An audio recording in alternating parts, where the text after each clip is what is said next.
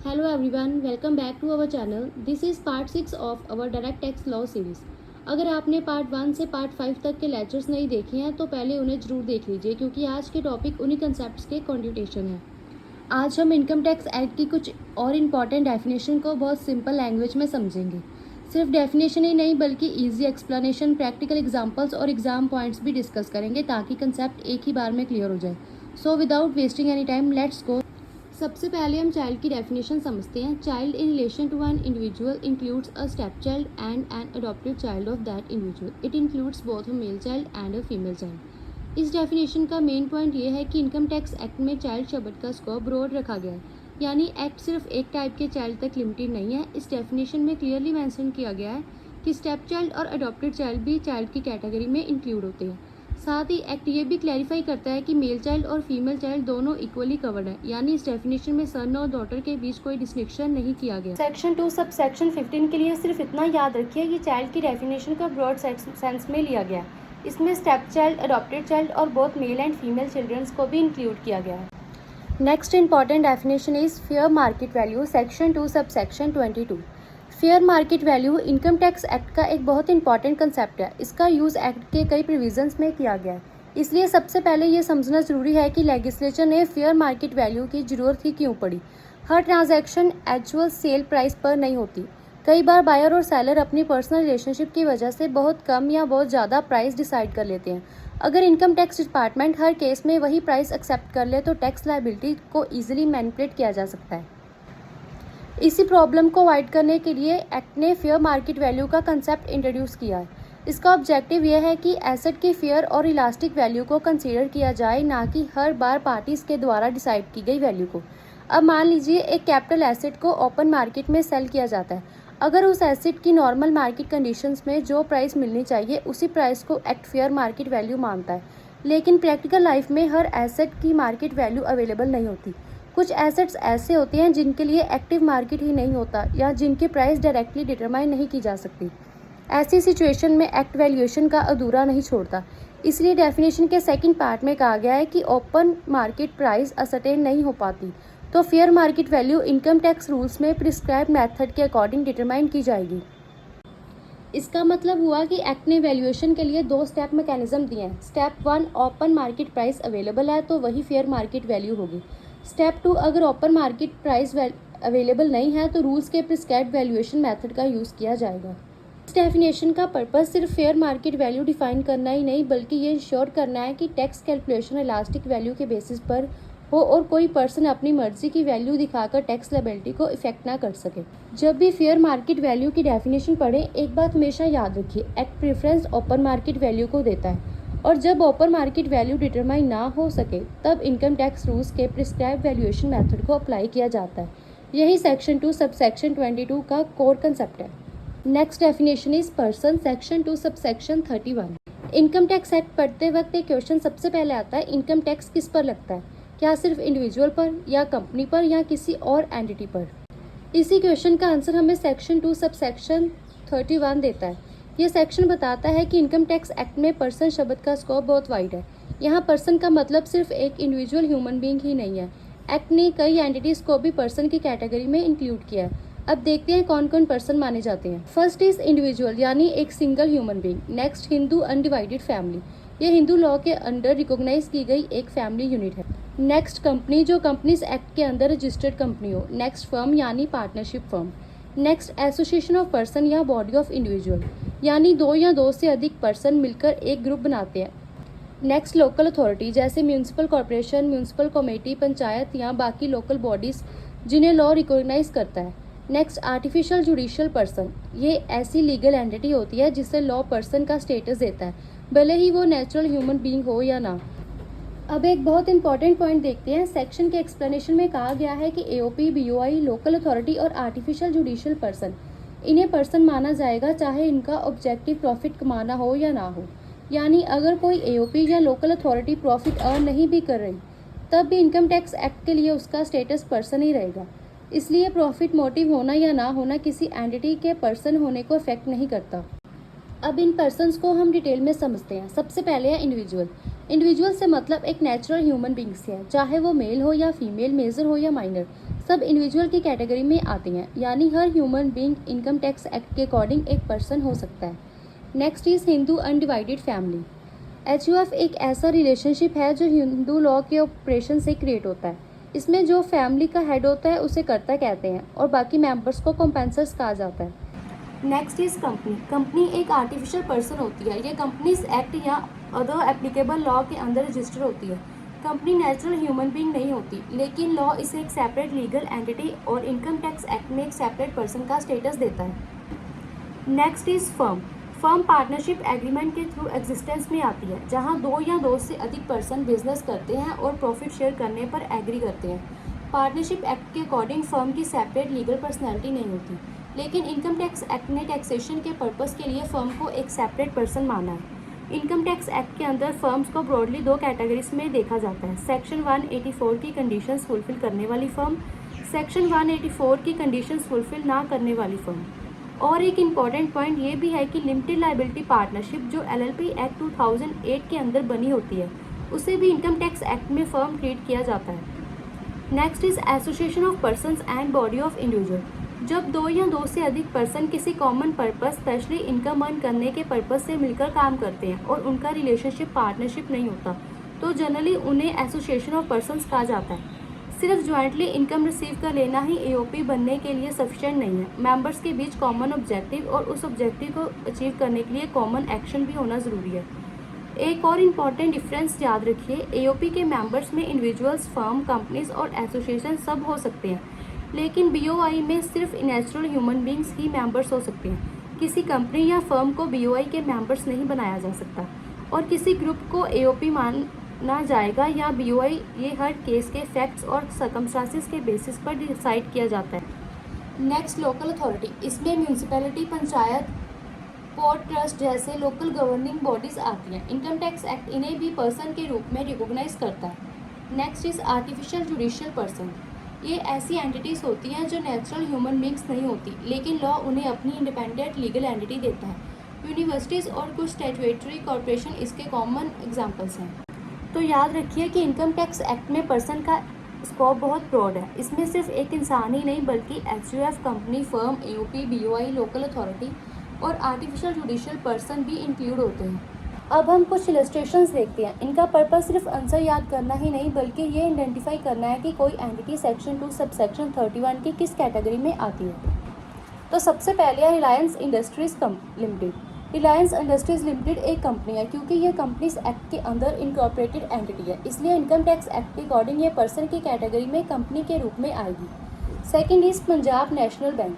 Punjab national bank भी income tax act के purpose के लिए कंपनी की कैटेगरी में ही ट्रीट किया जाता है। Next is Madras university. Madras university एक नेचुरल ह्यूमन बीइंग या कंपनी नहीं है, ये लॉ द्वारा इस्टेब्लिश की गई एक लीगल एंटिटी है, इसलिए ये आर्टिफिशियल जुडिशियल पर्सन की कैटेगरी में आता है।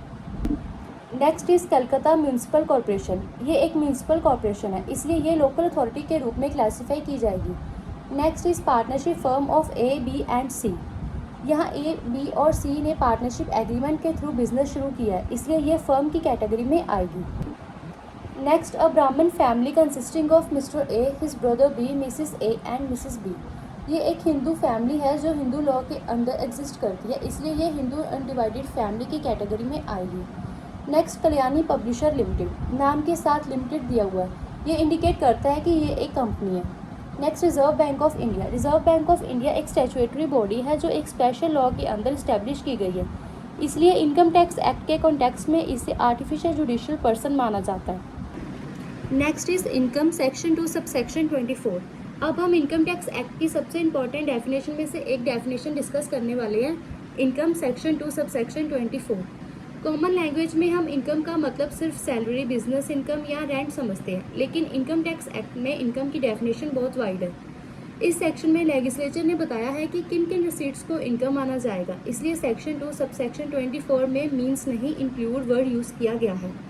इंक्लूड्स का मतलब है कि जो आइटम इस सेक्शन में दिए गए हैं उनके अलावा भी एक्ट के बाकी प्रोविजंस के अकॉर्डिंग कुछ और रिसीट्स इनकम हो सकती हैं, इसलिए ये डेफिनेशन इंक्लूसिव है, एक्सक्लूसिव नहीं।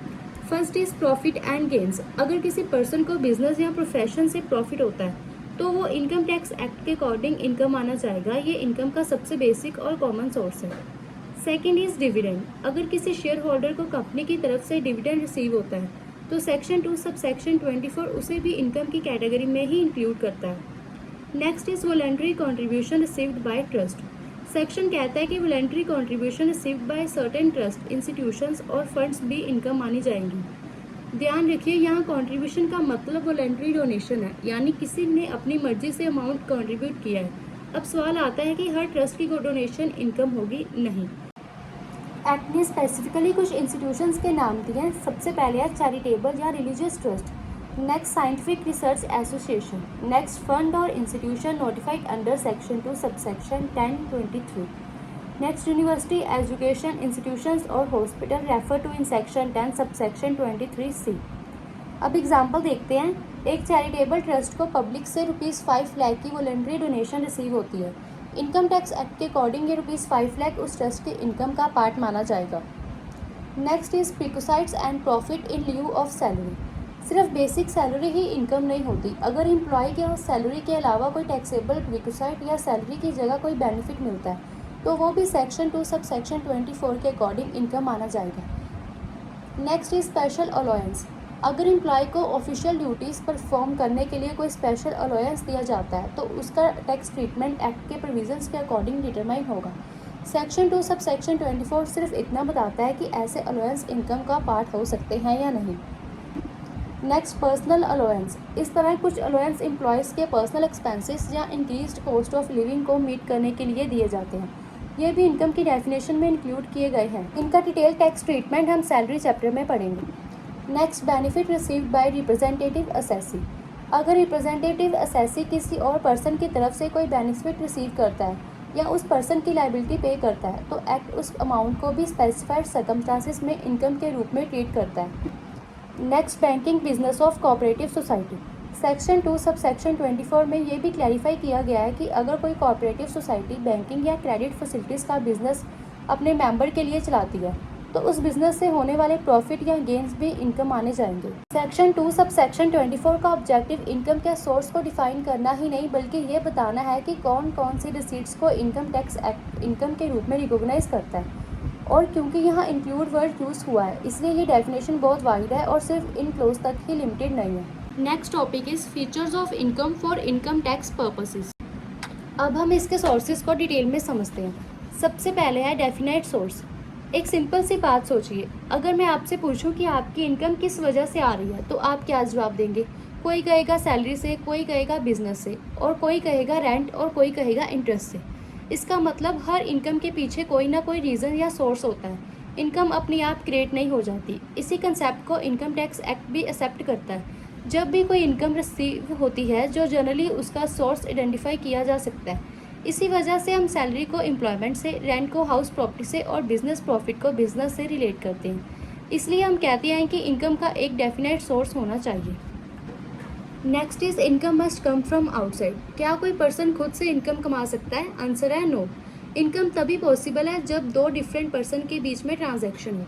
मान लीजिए आपके राइट पॉकेट में ₹500 है और आपने वो लेफ्ट पॉकेट में रख दिए। क्या आपकी इनकम हो गई? बिल्कुल नहीं, क्योंकि पैसे अब भी आपके ही हैं। इसी तरह हेड ऑफिस और ब्रांच ऑफिस के बीच पैसे ट्रांसफ़र हो या मेंबर्स अपने ही म्यूचुअल बेनिफिट के लिए कंट्रीब्यूशन दे, ये इनकम नहीं मानी जाती क्योंकि कोई एक्सटर्नल सोर्स नहीं है। Next is stained income. क्या सिर्फ लीगल इनकम पर ही टैक्स लगता है? बहुत स्टूडेंट्स सोचते हैं कि इनलीगल इनकम पर टैक्स नहीं लगता, लेकिन इनकम टैक्स एक्ट ऐसा नहीं कहता। इनकम टैक्स डिपार्टमेंट का कंसर्न सिर्फ एक बात है, क्योंकि इनकम अर्न हुई है या नहीं। अगर हुई है तो उस पर टैक्स लग सकता है, लेकिन एक बात याद रखिए, टैक्स देने का मतलब ये नहीं है कि इनलीगल इनकम लीगल हो गया। इनकम टैक्स एक्ट सिर्फ टैक्स कलेक्ट करता है। इनलीगल एक्टिविटी के लिए बाकी लॉज अपना एक्शन अलग से लेंगे। Next, diversification versus application of income. यह कंसेप्ट सिर्फ डेफिनेशन से कभी समझ नहीं आता, इसलिए एक सिचुएशन लेते हैं। मान लीजिए किसी प्रॉपर्टी से रेंट आता है। अगर लॉ या विल पहले ही डिसाइड कर देती है कि उस रेंट का कुछ हिस्सा किसी और को मिलेगा तो वो अमाउंट असेसी की इनकम बनी ही नहीं। इसको डाइवर्सिफिकेशन ऑफ इनकम कहते हैं। लेकिन अगर पूरा रेंट पहले असेसी के अकाउंट में आया और उसके बाद उसने किसी और को दे दिया तो ये एप्लीकेशन ऑफ इनकम है। बस एक लाइन याद रखिए, इनकम मिलने से पहले चली गई तो वो डाइवर्सिफिकेशन ऑफ इनकम है, इनकम मिलने के बाद खर्च हुई तो वो एप्लीकेशन ऑफ इनकम है। नेक्स्ट, टेम्पररी और परमानेंट इनकम। क्या टैक्स सिर्फ रेगुलर इनकम पर लगता है? नहीं, इनकम एक बार मिले या हर महीने मिले, इससे कोई फ़र्क नहीं पड़ता। अगर एक्ट के अकॉर्डिंग वो टैक्सेबल है तो उस पर टैक्स लगेगा।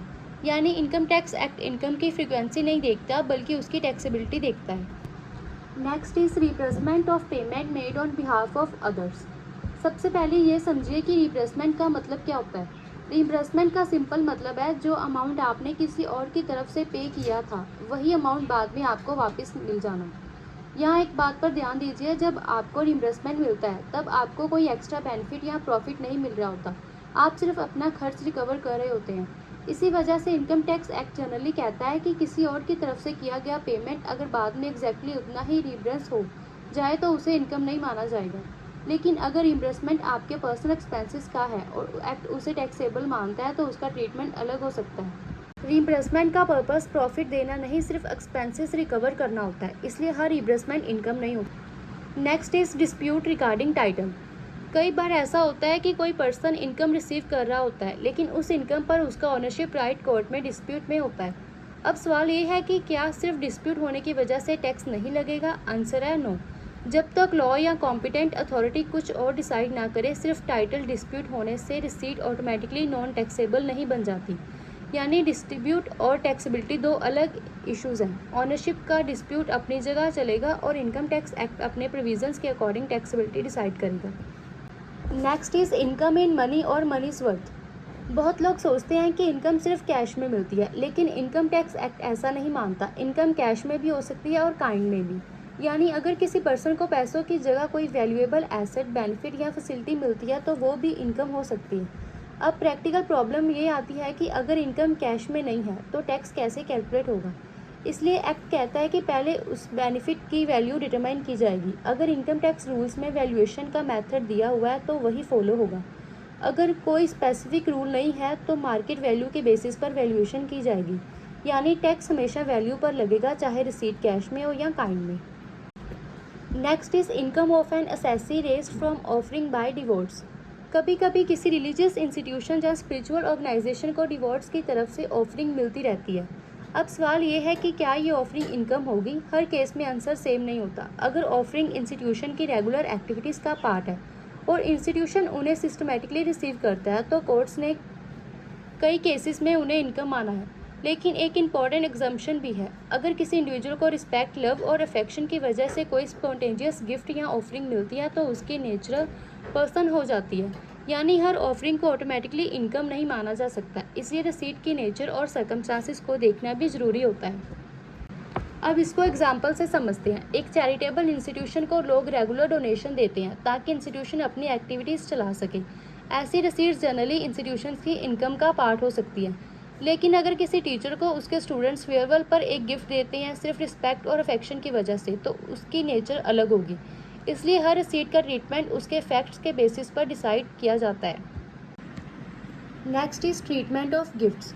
सबसे पहले एक बेसिक बात समझ लीजिए। गिफ्ट नॉर्मली एक वॉलंटरी ट्रांसफ़र होता है जिसमें एक पर्सन बिना किसी रिटर्न बेनिफिट के किसी दूसरे पर्सन को कुछ देता है। लेकिन इनकम टैक्स एक्ट में हर गिफ्ट टैक्सेबल नहीं होता। एक्ट सिर्फ कुछ स्पेसिफिक गिफ्ट्स को टैक्सेबल मानता है ताकि लोग गिफ्ट के नाम पर इनकम को हाइड करके टैक्स अवॉइड ना कर सकें।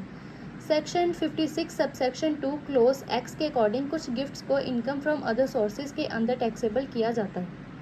सेक्शन के अकॉर्डिंग गिफ्ट्स को मेनली 3 कैटेगरी में डिवाइड किया गया है। First is monetary gift, second is immovable property and third is property other than immovable property. अब एक एक करके इसको समझते हैं। सबसे पहले है मॉनेटरी गिफ्ट। अगर कोई पर्सन किसी दूसरे पर्सन से बिना किसी कंसिडरेशन के मनी रिसीव करता है तो उसका tax treatment section 56 subsection 2 close x के अकॉर्डिंग होगा। यहाँ एक इम्पॉर्टेंट लिमिट है, मॉनेटरी गिफ्ट एक्सीडिंग ₹50,000। अगर एक प्रीवियस ईयर में रिसीव किए गए मॉनेटरी गिफ्ट का टोटल ₹50,000 से ज़्यादा है तो पूरा अमाउंट टैक्सेबल होगा। एग्जाम्पल, ए को गिफ्ट मिले फ्रेंड से ₹30,000, रिलेटिव के अलावा दूसरे पर्सन से ₹25,000। टोटल उसका कितना हो गया? 55,000। क्योंकि टोटल ₹55,000 से एक्सीड कर गया तो टैक्सेबल इनकम उसकी ₹55,000 ही होगी। सिर्फ ₹5,000 टैक्सेबल नहीं होगा, पूरा का पूरा ₹55,000 ही टैक्सेबल होगा। नेक्स्ट, मॉनेटरी गिफ्ट ₹50,000 या उससे कम। अगर टोटल गिफ्ट ₹50,000 50,000 या उससे कम है तो सेक्शन 56 सब सेक्शन 2 और क्लोज एक्स के अंडर टैक्सेबल नहीं होगा। एग्जाम्पल, फ्रेंड से ₹20,000 और 25,000 मिले, टोटल हमारे पास कितनी हो गई 45,000। तो इसकी टैक्सेबल इनकम कितनी होगी नील, क्योंकि 50,000 तक एग्जम्पशन है। अगर उससे ज़्यादा होगी तो टैक्सेबल होगी, अगर उससे कम है तो टैक्सेबल नहीं होगी। Next, gift of immovable property. अब मान लीजिए गिफ्ट मनी में नहीं बल्कि लैंड या बिल्डिंग के फॉर्म में है। इमूवेबल प्रॉपर्टी के दो केसेस होते हैं। Case first, immovable property received without consideration. इसका मतलब पर्सन को प्रॉपर्टी गिफ्ट में मिली है और उसने उसके लिए कोई पेमेंट नहीं की। अब एक्ट ये कहता है कि अगर रिसीव्ड प्रॉपर्टी की स्टैम्प ड्यूटी वैल्यू ₹50,000 से ज़्यादा है तो उस प्रॉपर्टी की stamp duty value taxable income होगी। एग्जाम्पल, ए को एक हाउस गिफ्ट में मिला, स्टैम्प ड्यूटी वैल्यू 8 लाख थी। क्या पेमेंट की? नहीं, क्योंकि SDV वैल्यू कितनी है ₹50,000 से ज़्यादा है, तो टैक्सेबल इनकम ही उसकी कितनी होगी 8 लाख। नेक्स्ट केस है immovable property receive for inadequate consideration. अब दूसरी सिचुएशन, यहाँ प्रॉपर्टी फ्री में नहीं मिली, कुछ अमाउंट पे किया गया है लेकिन वो मार्केट वैल्यू से कम है। एग्जाम्पल, प्रॉपर्टी की स्टैम्प ड्यूटी वैल्यू है 10 लाख, बायर ने पेमेंट की 7 लाख, डिफरेंस कितना हो गया 3 लाख का। लेकिन एक्ट इस डिफरेंस को तब टैक्सेबल करेगा जब स्टैम्प ड्यूटी वैल्यू क्या होगी माइनस करके एक्चुअल कंसिडरेशन ₹50,000 की। यहाँ डिफरेंस ₹3 लाख का है, इसलिए टैक्सेबल इनकम कितनी होगी 3 लाख। यहाँ पर एक इम्पॉर्टेंट पॉइंट है, अगर एग्रीमेंट डेट और रजिस्ट्रेशन डेट अलग है तो कुछ कंडीशंस में stamp duty value agreement date वाली कंसीडर की जा सकती है। Next is gift of property other than immovable property. अब थर्ड कैटेगरी है movable property. Example, shares, jewellery, securities, other specified movable assets. इसके भी दो केसेस हैं। Case first, movable property received without consideration. इसका मतलब है प्रॉपर्टी फ्री में रिसीव हुई है और कोई पेमेंट नहीं हुई। अगर प्रॉपर्टी का एग्रीगेट फेयर मार्केट वैल्यू ₹50,000 से एक्सीड करता है तो पूरा FMV टैक्सेबल होगा। एग्जाम्पल, ए को ज्वेलरी गिफ्ट में मिली, FMV वैल्यू कितनी है 2 लाख, तो कंसिडरेशन उसकी कितनी होगी नील, क्योंकि FMV 50,000 से ज़्यादा है, तो टैक्सेबल इनकम भी कितनी होगी 2 लाख। तो केस सेकंड है immovable property received for inadequate consideration. यहाँ प्रॉपर्टी फ्री में नहीं मिली लेकिन कम प्राइस में मिली। एग्जाम्पल, ज्वेलरी का FM वैल्यू कितना है 5 लाख, ए ने पे किया 4 लाख, तो डिफरेंस कितना हुआ 1 लाख। अगर FMV और कंसिडरेशन का डिफरेंस 50,000 से ज़्यादा है तो डिफरेंस टैक्सेबल होगा, तो टैक्सेबल इनकम उसकी कितनी होगी 1 लाख। अब इसकी कुछ एग्जम्पशन भी है जिसमें गिफ्ट टैक्सेबल नहीं होगा। अब सबसे पहला इंपॉर्टेंट पॉइंट है, कुछ gift section 56 subsection 2 close x के अंडर टैक्सेबल नहीं होते। जैसे रिलेटिव से रिसीव गिफ्ट, रिलेटिव से मिला गिफ्ट टैक्सेबल नहीं होता, जैसे spouse, brother, sister, parents, children etcetera. इनसे जो गिफ्ट मिला होगा वो टैक्सेबल नहीं होगा।